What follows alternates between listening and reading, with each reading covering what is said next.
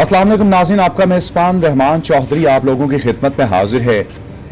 और पाकिस्तान में एक ऐसा दिलखराश वाकया, एक जवान बेटे का कत्ल जो कि पूरे घर को लावारिस कर गया। 400 रुपए की खातिर 400 अरब से भी ज्यादा कीमती इंसान की जान बेदर्दी से ले ली जाती है। आइए जानते हैं उनकी माँ जी से कि किस तरीके से इनके जवान बेटे का कत्ल हुआ, किस तरीके से अब ये घर चल रहा है और क्या पाकिस्तान में इनको इंसाफ मिल रहा है या नहीं। माँ जी, सबसे पहले मेरे नाज़रीन को ये बताइए, कत्ल की वजह की सी? कोई यारी दोस्ती सी, कोई लेन देन सी? कोई यारी दोस्ती नहीं सी। मेरा पुत्र असी ते कपड़े सिलाई कराए सी किसी कोलों। ਇਹਦੀ अम्मी भी उत्थे करेंदी सी सिलाई कपड़े, ਤੇ ਉਹਨਾਂ ਨੇ ਸੁਨੇਹਾ ਦਿੱਤਾ ਕਿ ਸਾਡਾ ਸੁਨੇਹਾ ਦੇ ਦੇਵੇਂ ਕਿ 400 ਰੁਪਏ ਸੂਟ ਦਾ ਤੇ ਉਹ ਦੇ ਦੇਣ।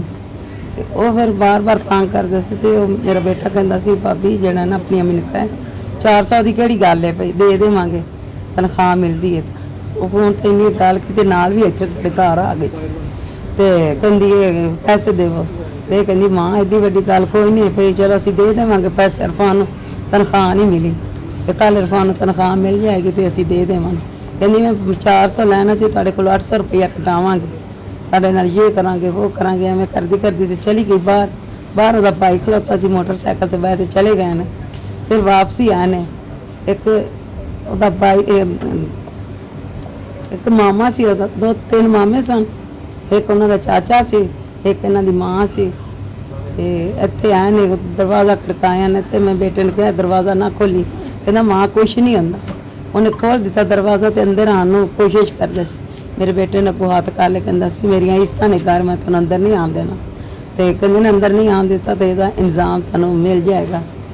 ਤੇ ਇੰਨੀ ਗੱਲ ਕਰਕੇ ਨਾ ਤਾਂ ਉੱਥੋਂ ਮੇਰੇ ਬੇਟੇ ਨੂੰ ਦਰਵਾਜ਼ੇ ਕੋਲ ਬਾਹਰ ਖਿੱਚ ਕੇ ਲੈ ਗਏ। ਦਰਵਾਜ਼ੇ ਚੋਂ ਬਾਹਰ ਨਿਕਲਦੇ ਨਾਲ ਵੀ ਉਹਨੇ ਗੋਲੀਆਂ ਮਾਰਨੀਆਂ ਸ਼ੁਰੂ ਕਰ ਦਿੱਤੀਆਂ ਨੇ। 400 रुपए की खातिर? 400 ਦੀ ਖਾਤਰ। ਹੋਰ ਕੋਈ ਐਡਾ ਵੱਡਾ ਕੋਈ ਨਾ ਸਾਡੀ ਲੜਾਈ, ਨਾ ਕੋਈ ਝਗੜਾ, ਨਾ ਲੋਹੇ ਨਹੀਂ ਨਾ ਦੇਣੀ। 400 ਦੀ ਖਾਤਰ ਮੇਰੇ ਬੱਚੇ ਨੂੰ ਕਤਲ ਕਰ ਗਏ। ਇੱਕ ਬੱਚਾ ਮੇਰਾ ਹਸਪੀਟਲ ਪਿਆ, ਜ਼ਿੰਦਗੀ ਮੌਤ ਦੀ ਕਸ਼ਮਕਸ਼ ਚ ਲੜ ਰਿਹਾ ਤੇ ਕੋਈ ਪੁਲਿਸ ਸਾਡੀ ਮਦਦ ਨਹੀਂ ਕਰ ਰਹੀ, ਕੋਈ ਕੁਛ ਨਹੀਂ ਹੋ ਰਿਹਾ। ਅੱਜ 10 ਦਿਨ ਬੱਚੇ ਨੂੰ ਹੋ ਗਏ, ਕੋਈ ਨਹੀਂ ਇੱਥੇ ਆਇਆ ਕਿ ਕੀ ਕਰਨਾ ਕੀ ਨਹੀਂ ਕਰਨਾ। ਕਿ ਕੋਈ ਮਾਂ ਜੀ, ਇਹ ਮਹੱਲਾ ਹੈ, ਐਸੇ ਕੰਧਾਂ ਸਾਂਝੀਆਂ ਨੇ ਤੇ ਇਲਾਕੇ ਦੇ ਵਿੱਚੋਂ ਕਿਸੇ ਨੇ ਨਿਕਲ ਕੇ ਬਾਹਰ ਨਹੀਂ ਬਚਾਇਆ? ਇੱਕ ਵਾਰੀ ਤਾਂ ਸਾਰਾ ਬਚਾਇਆ, ਸਾਰੇ ਇਕੱਠੇ ਹੋ ਗਏ ਸੀ, ਕਹਿੰਦੇ ਸੀ ਦਫਾ ਕਰੋ, 400 ਦੀ ਕਿਹੜੀ ਗੱਲ ਹੈ ਭਾਈ। ਹਰ ਕੋਈ ਆਪਣੇ ਆਪਣੇ ਘਰਾਂ 'ਚ ਵੜ ਗਿਆ। ਇਹ ਜਦੋਂ ਦੁਬਾਰਾ ਆਏ ਫਿਰ ਤੁਹਾਨੂੰ ਪਤਾ ਮੇਰੇ ਪੁੱਤਰ ਕਿ 10 ਦਾ ਟਾਈਮ ਸੀ, ਹਰ ਕੋਈ ਸੁੱਤਾ ਪਿਆ ਸੀ, ਆਮਦਨ ਦਾ ਟਾਈਮ ਲੱਗ ਗਿਆ, ਉਨੀ ਦਿਨ ਉਹ ਚਲੇ ਗਏ ਸੀ। ਇਰਫਾਨ ਨੇ ਤਾਂ ਇਹਨਾਂ ਮਾਰਿਆ, ਇੰਜ ਕਰਤੇ ਨਾ, ਇਰਫਾਨ ਸਾਡਾ ਕੁੱਕਾ ਬੋਲਾ ਵੀ ਨਹੀਂ। ਤੇ ਉਹ ਜਿਹੜੇ ਛੋਟੇ ਮੁੰਡੇ ਨੂੰ ਲੱਗੇ ਸੀ ਉਹ ਵਿਚਾਰਾ ਵਲਟੀਂਦਾ ਸੀ ਕਿ ਮੇਰੇ ਭਰਾ ਨੂੰ ਪਤਾ ਨਹੀਂ ਕੀ ਹੋਇਆ। ਤੇ ਉਹ ਫਿਰ ਬੁੱਢੀਆਂ ਇਕੱਠੀਆਂ ਹੋਈਆਂ ਤੇ ਨਿੱਕੇ ਮੁੰਡੇ ਦਾ ਦੂਸਰੇ ਬੱਚਿਆਂ ਨੂੰ ਵੀ ਫਾਇਰ ਵੱਜੇ? ਹਾਂਜੀ, ਉਹਨੂੰ ਵੀ ਫਾਇਰ ਵੱਜੇ, ਉਹ ਹਸਪਤਾਲ ਹੀ ਦਾਖਲ ਹੈ ਪਈ। ਤੇ ਉਹ ਵੀ ਸਿਲਾਈ ਕਢਾਈ ਦਾ ਕੰਮ ਕਰਦੇ ਨੇ ਤੇ ਅੱਡੇ ਤੇ ਤਗੜੇ ਤੇ ਉਹ ਵੀ ਨਹੀਂ ਗਏ ਤੇ ਉਹਨਾਂ ਕੋਲ ਇੰਨਾ ਅਸਲਾ ਕਿੱਥੋਂ ਨਿਕਲ ਆਇਆ? ਜਾਨ ਹੀ ਲੈ ਲਈ ਉਹਨਾਂ ਨੇ। ਉਹਨਾਂ ਇੱਕ ਚਾਚਾ ਰੱਖਾ ਹੋਇਆ ਇਸ਼ਤਿਆਰੀ, ਉਹਦੇ ਕੋਲ ਅਸਲਾ, ਉਹ ਇਹਨਾਂ ਦੇ ਪਨਾਹ ਦੇ ਵਿੱਚ ਬੈਠਾ ਚਾਚਾ ਇਹਨਾਂ ਦਾ। ਤੇ ਹੁਣ ਜਦੋਂ FIR ਵੀ ਹੋ ਗਈ ਏ, ਬੰਦੇ ਦਾ ਪਤਾ ਵੀ ਚੱਲ ਗਿਆ ਤੇ ਪੁਲਿਸ ਕੀ ਕਰ ਰਹੀ ਹੈ? ਪੁਲਿਸ ਕੁਛ ਵੀ ਨਹੀਂ ਕਰ ਰਹੀ। ਪੁਲਿਸ ਕੋ ਸਾਨੂੰ ਕਹਿੰਦੀ ਕਿ ਸਾਡੇ ਕੋਲ ਗੱਡੀਆਂ ਨੇ, ਪੈਟਰੋਲ ਜੋਗੇ ਪੈਸੇ ਨਹੀਂ ਹੈ, ਅਸੀਂ ਕੀ ਕਰੀਏ? ਕੀ ਮਤਲਬ ਇਹਦਾ ਪੈਟਰੋਲ ਜੋਗੇ ਪੈਸੇ ਨਹੀਂ? ਵੀ ਅਸੀਂ ਪੈਸੇ ਦੇਵਾਂਗੇ ਤੇ ਫਿਰ ਉਹ ਚੱਲਣਗੇ।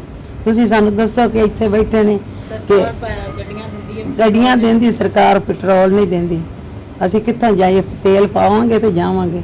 ਸਾਡੀ ਕੋਈ ਗੱਲ ਨਹੀਂ ਸੁਣ ਰਿਹਾ, ਕੋਈ ਕੁਛ ਨਹੀਂ। ਇਹ ਇਲਾਕੇ ਦੇ ਜਿਹੜੇ ਸਿਆਸੀ ਬੰਦੇ ਨੇ, ਜਿਹੜੇ ਪੰਚਾਇਤੀ ਬੰਦੇ ਨੇ, ਉਹ ਕੀ ਕਹਿੰਦੇ ਨੇ? ਕੁਛ ਵੀ ਨਹੀਂ ਕਹਿੰਦੇ, ਸਾਡੇ ਕੋਲ ਕੋਈ ਆਇਆ ਵੀ ਨਹੀਂ।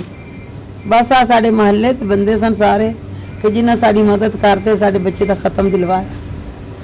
ਹੋਰ ਸਾਡੇ ਕੋਲ ਕੋਈ ਬੰਦਾ ਵੱਡਾ ਨਹੀਂ ਆਇਆ ਕਿ ਭਈ ਤੁਹਾਡੇ ਨਾਲ ਕੀ ਮਸਲਾ, ਕੀ ਨਹੀਂ, ਕੀ ਹੋਇਆ ਕੀ ਨਹੀਂ ਹੋਇਆ, ਕੋਈ ਸਾਡੇ ਕੋਲ ਇੱਥੇ ਨਹੀਂ ਆਇਆ। ਮਾਂ ਜੀ, ਦੁਨੀਆ ਤੋਂ ਚਲਾ ਗਿਆ। ਹਾਂਜੀ। ਤੇ ਪਹਿਲੇ ਆਂਦਾ ਸੀ, ਬੂਹਾ ਖੁੱਲਦਾ ਸੀ ਤੇ ਮਾਂ ਆਪਣੇ ਪੁੱਤਰ ਨੂੰ ਵੇਖਦੀ ਸੀ। ਹਾਂਜੀ। ਤੇ ਅੱਜ ਕਿਹਦੀਆਂ ਰਾਹਾਂ ਵੇਖ ਰਹੀ ਹੈ? ਮਾਂ ਉਸੇ ਪੁੱਤਰ ਦੀਆਂ ਰਾਹਾਂ ਵੇਖਦੀ ਕਿ ਮੇਰਾ ਬੱਚਾ ਕਿੱਧਰੋਂ ਆਏ। ਸਾਡਾ ਘਰ ਉਸ ਬੱਚੇ ਦੇ ਸਿਰ ਤੇ ਚੱਲਦਾ ਸੀ ਕਿ ਉਹ ਬੱਚਾ ਇਸ ਦੁਨੀਆ ਤੇ ਨਹੀਂ ਰਿਹਾ ਤਾਂ ਸਾਡਾ ਘਰ ਕਿੱਥੇ ਚੱਲਣਾ। ਇੱਕ ਬੱਚਾ ਸਾਡਾ ਜ਼ਖਮੀ ਹੈ ਪਿਆ, ਉਹ ਵਿਚਾਰਾ ਮਜ਼ਦੂਰ ਹੈ ਪੈਰ ਤੋਂ, ਉਹ ਫਿਰ ਵੀ ਕੋਈ 15-16 ਹਜ਼ਾਰ ਰੁਪਏ ਤਨਖਾਹ ਲੈਂਦਾ ਸੀ। ਰਲ ਮਿਲ ਕੇ ਦੋਵੇਂ ਭਰਾ ਘਰ ਦਾ ਸਰਕਰ ਚ ਲੈਂਦਾ ਸੀ। ਹੁਣ ਮੇਰਾ ਇੱਕ ਬਹੁਤ ਹੋ ਗਿਆ, ਇੱਕ ਜ਼ਖਮੀ, ਇੱਕ ਬੱਚਾ ਪਿੱਛੇ ਕੀ ਕਰੇਗਾ? ਨਾ ਘਰ ਚਲਾ ਸਕਦਾ, ਨਾ ਮਕਾਨ ਦਾ ਕਿਰਾਇਆ ਦੇ ਸਕਦਾ, ਨਾ ਭਰਾ ਦਾ ਇਲਾਜ ਕਰਾ ਸਕਦਾ। ਅਸੀਂ ਤੇ ਬਿਲਕੁਲ ਗਰੀਬ ਆ, ਮਾੜੇ ਬੰਦੇ ਆ ਅਸੀਂ ਤੇ ਪਤਾ ਨਹੀਂ ਬੱਚੇ ਨੂੰ ਪਿੱਛੇ ਲੈ ਗਏ ਤੇ ਕਿਸ ਤਰੀਕੇ ਨਾਲ ਲੈ ਕੇ ਗਏ। ਦਿਨ ਦੇ ਵਿੱਚ ਕਿੰਨੀ ਵਾਰੀ ਯਾਦ ਆਉਂਦਾ ਹੈ? ਬੜੀ ਵਾਰੀ ਮੇਰਾ ਪੁੱਤਰ ਲਾਂਦਾ ਨਹੀਂ ਵੀ ਹਾਂ तो ਸਾਰਾ ਦਿਨ ਮੇਰੇ ਜ਼ਿਹਨ ਚ ਰਹਿੰਦਾ ਕਿ ਮੇਰਾ ਬੱਚਾ ਕਿੱਥੋਂ ਆਏਗਾ, ਕਿਧਰੋਂ ਆਏਗਾ। ਮੈਂ ਬੂਆ ਖੋਲ ਪਨੀ ਮੇਰਾ ਬੇਟਾ ਪਤਾ ਨਹੀਂ ਕਿਧਰੋਂ ਆ ਹੀ ਜਾਏ, ਪਰ ਉਹਨੇ ਕਿੱਥੋਂ ਆਣਾ। ਸਾਡੇ ਤੇ ਦਿਲ ਦੀ ਦੁਨੀਆ ਉਜੜ ਗਈ, ਸਾਡੇ ਕੋਲ ਕੁਝ ਰਹਿ ਨਹੀਂ ਗਿਆ। ਸਾਡੇ ਕੋਲ ਕੀ कोई साड़ी मदद नहीं, पुलिस करती कोई कुछ नहीं।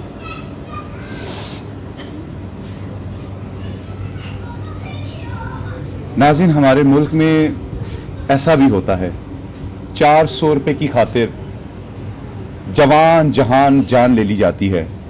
अनाओं के मसले आज भी उसी तरीके से कायम हैं। ये माँ अब किसको अपना रोना सुनाएगी, किस तरीके से अपने उस बेटे को आवाज देगी, कौन इसका सहारा बनेगा, किस तरीके से इनके घर का सिस्टम चलेगा और पाकिस्तान में किस तरीके से इनको इंसाफ मिलेगा। ये सारी चीजें आप लोगों के सामने हैं। माँ जी, किन्नू अपील करना चाहोगे? वजीर आला को इंसाफ मांगना चाहने कि सानू इंसाफ दिला दें। नाज़रीन, मुकदमा आपकी अदालत में रखेंगे और हम चाहेंगे कि इन माँ जी को मुकम्मल तौर पर इंसाफ मिले। इजाजत दीजिए, अल्लाह ने के बाद।